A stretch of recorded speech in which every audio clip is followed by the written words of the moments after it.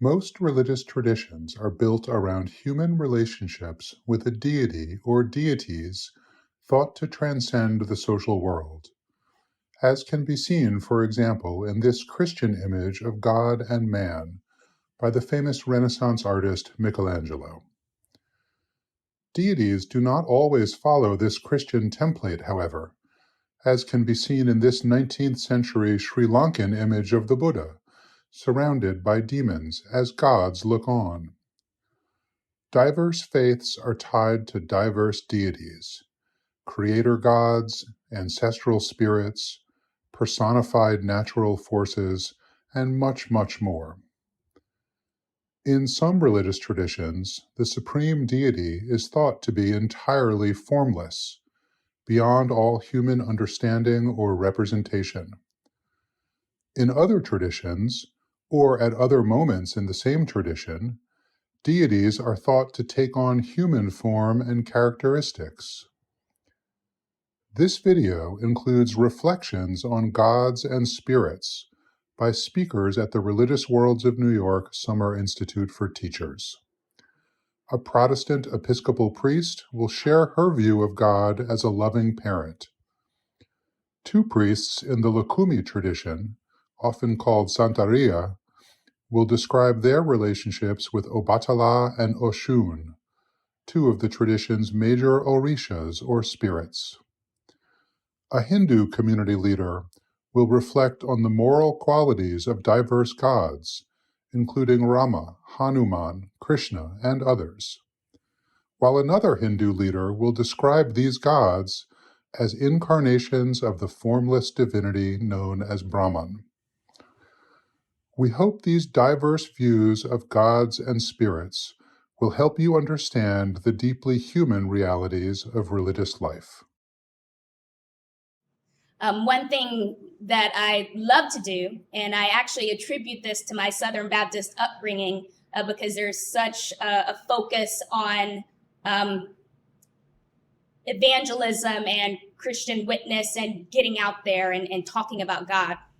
But my sort of Episcopal identity with that is I stand in front of my church for 30 minutes every Tuesday morning. I put on my vestments, which is the robes, the garb, and I have an A-frame chalkboard sign that says, "Ask me for a blessing, God's grace is meant to be shared." And I've been doing this for about 6 years. And thank you. There's a little bit of like Humans of New York kind of feel, like just meet anyone and everyone. And somebody always cries.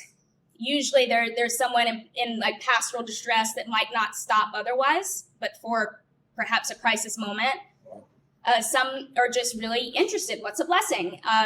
Or, are you a nun? Can I take your picture? I get all kind of beautiful things.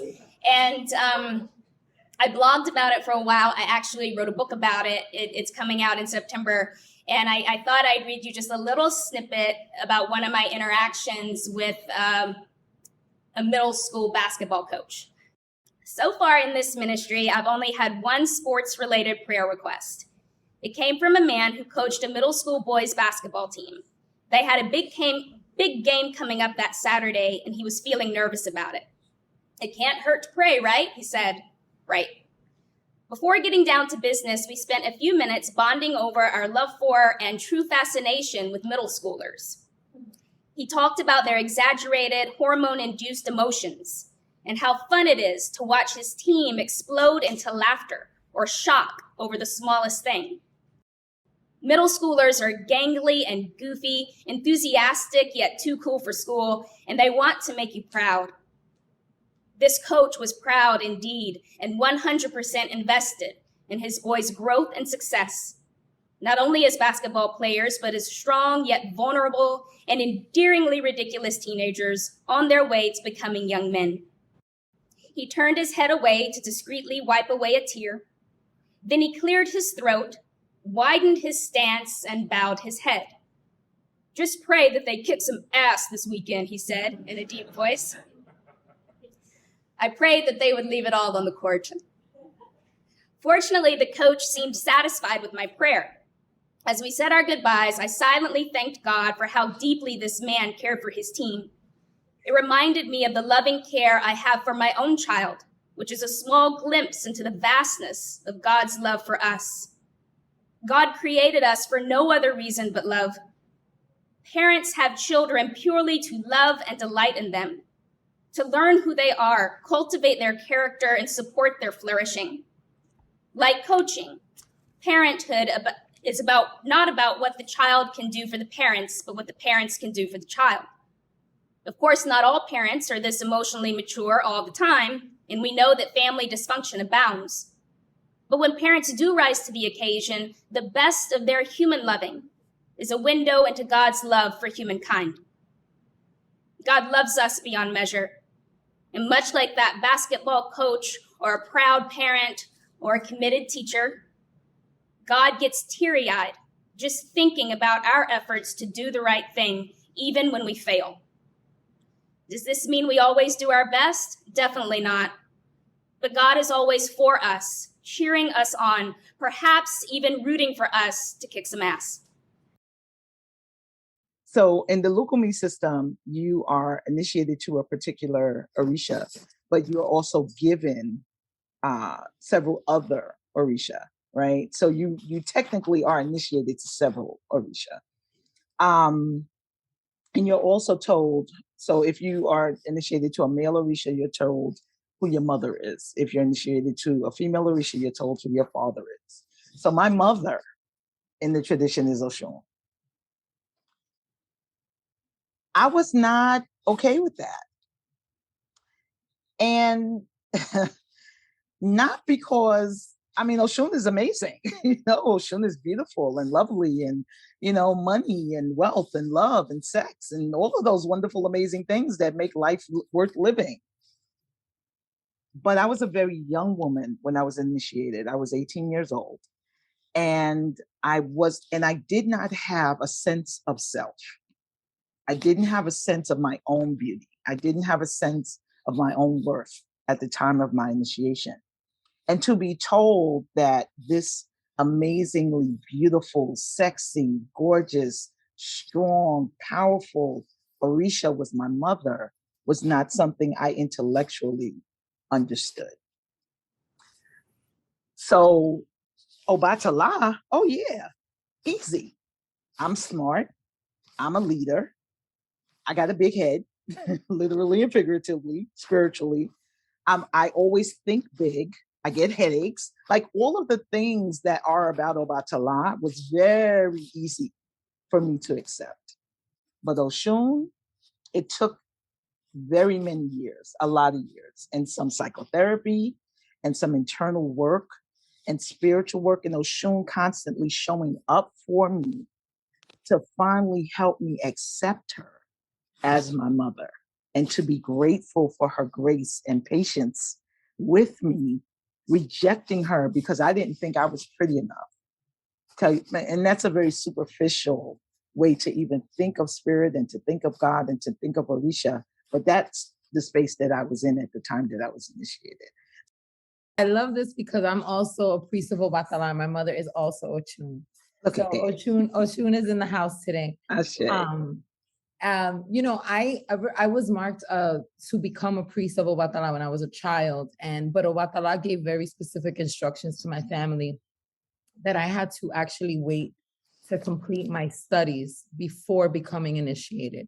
Obatala wanted me to study for a very long time. He said at that time, I was probably 6 or 7, and they were like, she has to go to regular school, but then she has to go to make sure she goes to college and then make sure she goes to graduate school, and she has to studying is part of her path. And so I only knew that Obatala was like the father, the big father, the great father of all. And I was like really satisfied with that. I looked at him as, I always thought of the symbol of his mantle of protection, the white sheet that was cast over us to protect us. And so I loved Obatala. I didn't want to be a priest of anybody but Obatala. And what I found interesting though is, when we're initiated, we're given paths of our Orisha. And my Obatala is a very old Obatala, even though I was initiated at a very young age. And so I was like, wait, everybody was like, you must be, Ayaguna, the warrior, right? Because you're a social justice person. And I was like, no, I'm an old man.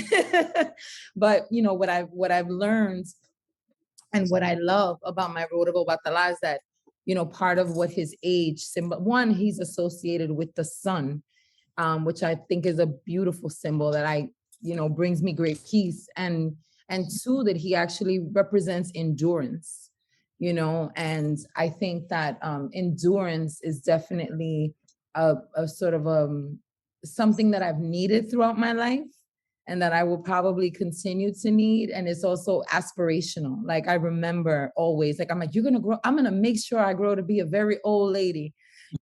And so that's sort of what I aspire to. And then Oshun I was like Iya de Shannon and Iyalorisha. I thought my mother was Yemaya because of my love for the ocean. My mother is a priest of Yemaya. My brother is a priest of Yemaya. And so I actually cried when I found out my mother was Oshun, and they were like, don't cry, you'll offend Oshun. Don't do it.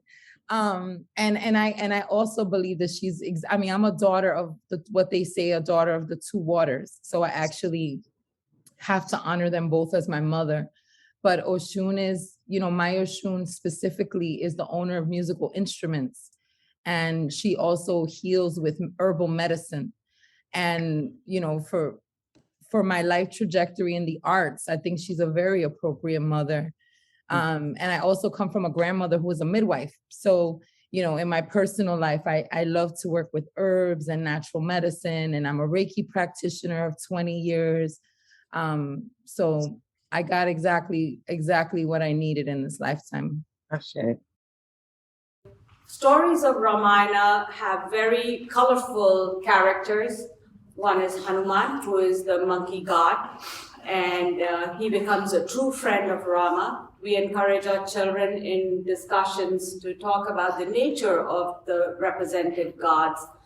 They actually become very close to these gods in the stories that we tell them. We get into details about the stories, every single aspect of what was Rama's character, what do you think is Lakshmana's character, the sages, the rishis that come into their lives as they are in the forest, the demons that they have to face, and the demons are representative of our own demons that we face in our life, people that could be fascinating from the outside. They can have beautiful looks, and they represent themselves in front of Rama as gorgeous women, and they tempt him, and he has to actually fight her off.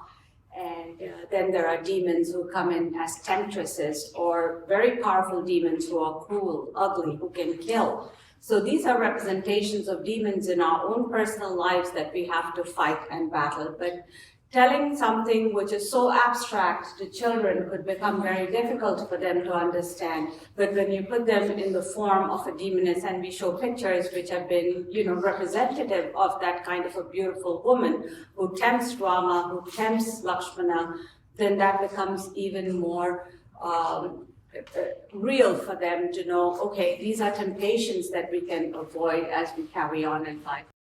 On the other hand, you have the Mahabharata, where Lord Krishna's avatara is the key avatara that is manifested. And Krishna knows, even from infancy, that he is a representation of Lord Vishnu. Rama never knew he was a representation of Lord Vishnu, that he was an avatara. As an avatara in the human form, Rama had no idea that he was the god.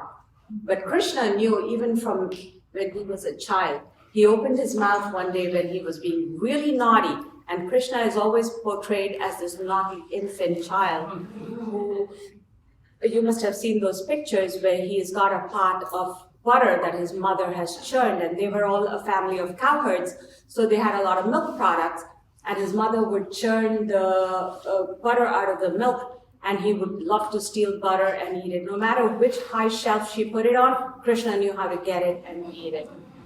And he would always blame his other friends. He would say, I was getting it for him, or they tricked me into getting it.